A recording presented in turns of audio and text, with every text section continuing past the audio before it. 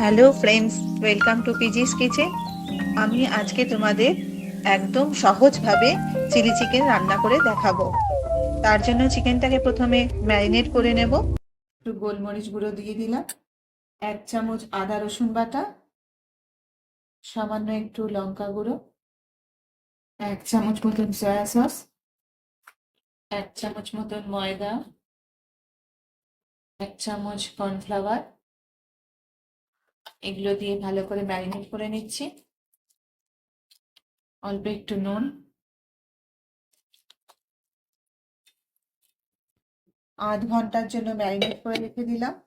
অল্প রিফাইন তেল দিয়ে দিলাম, তাতে চিকেনগুলো ছেড়ে দিচ্ছি। চিকেনগুলো লাল লাল করে ভেজে নেব। একবারে সমস্ত চিকেনটা দেবো না, কয়েকবারে ভেজে নেব।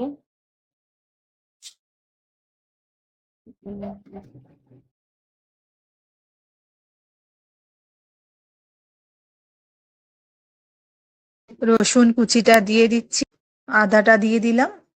এবার একটু নেড়ে চেড়ে নেব। তারপর ক্যাপসিকাম আর পেঁয়াজের টুকরোগুলো বড় বড় করে কেটে রেখেছিলাম, সেগুলো দিয়ে দিচ্ছি। এবার একটু গোলমরিচ গুঁড়ো আর অল্প একটু লাল লঙ্কা বাটা দিয়ে দিচ্ছি।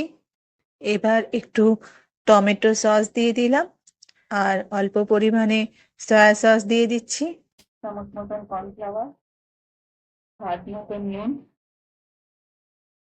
অল্প পরিমাণ জল দিয়ে দেব। খানিকক্ষণ নেড়ে চেড়ে নেব। অল্প একটু চিনি অ্যাড করে দিলাম। দেখো, আমার চিলি চিকেন হয়ে গেছে।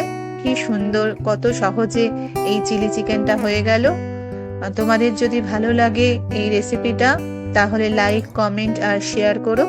আর যদি নতুন বন্ধু হও, তাহলে সাবস্ক্রাইব করবার অনুরোধ রইল।